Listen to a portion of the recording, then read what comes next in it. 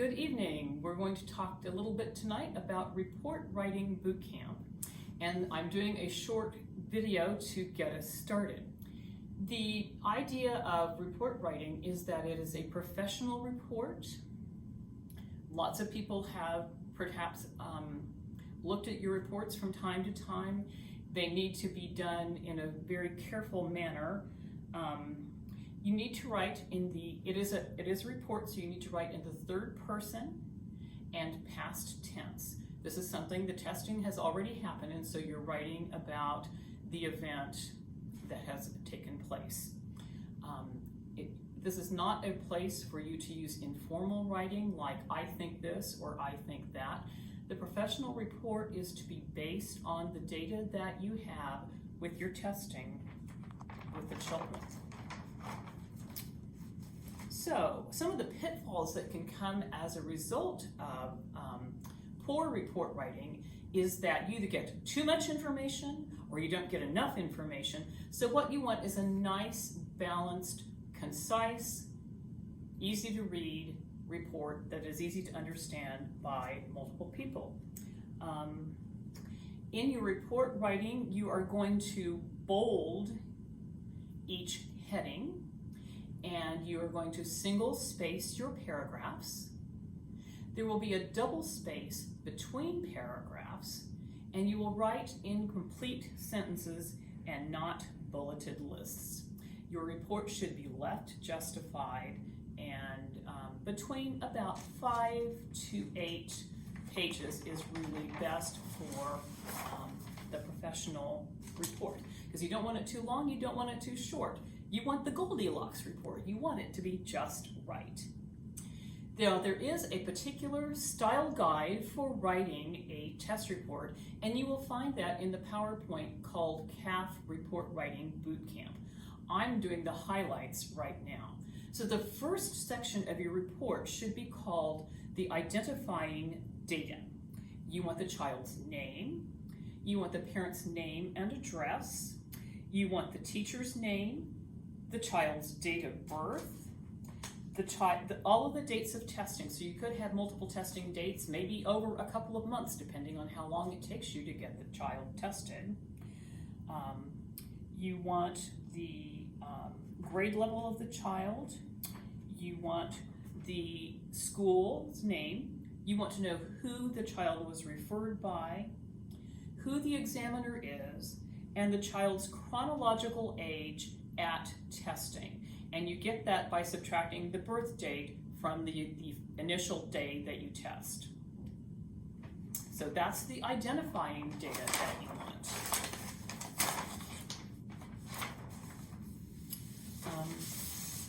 The next section, section 2, is called the reason for referral. Again, that will be bulleted, it will be bolded, it will be left justified, and then under that you will list 2 or 3 sentences that describe why it is that you're testing the child.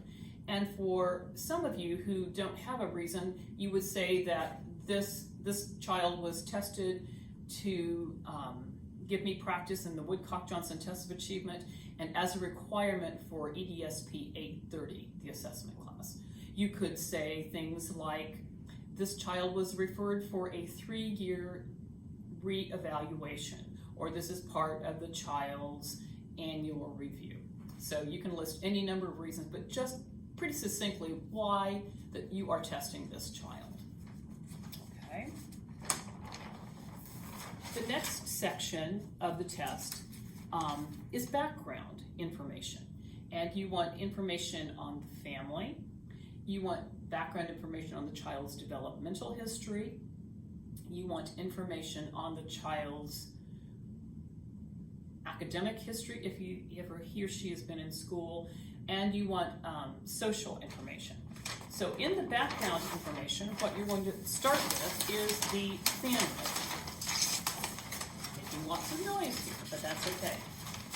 In the family section, you're going to describe who is living with the child at this point in time. His parents, kind of what their ages are, what they do for a living, any siblings in the household, any other important people Maybe grandmother plays an important role in the child's life. So you're basically looking at the family structure.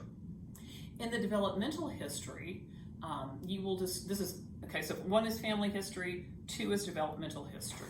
In the developmental history, you want to describe the child's development from birth to her current level.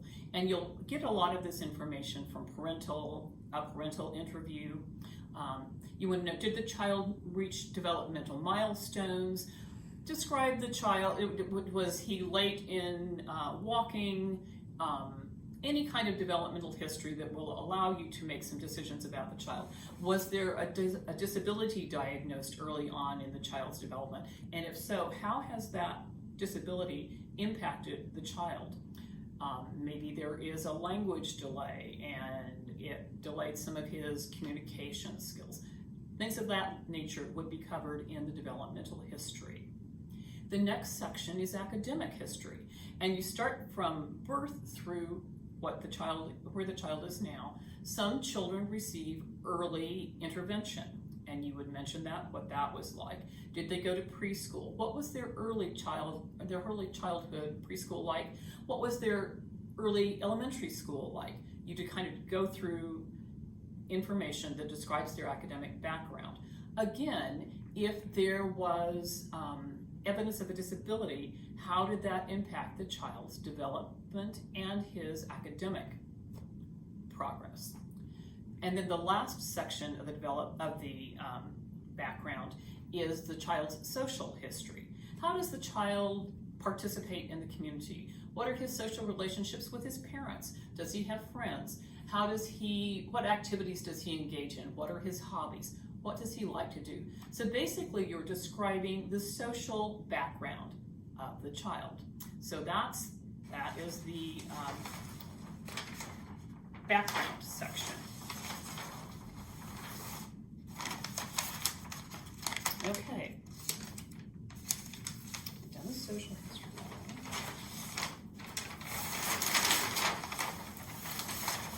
And then finally, you're going to want to write a conclusion that describes the child at this current point in time. It's like a summary statement of the child's development.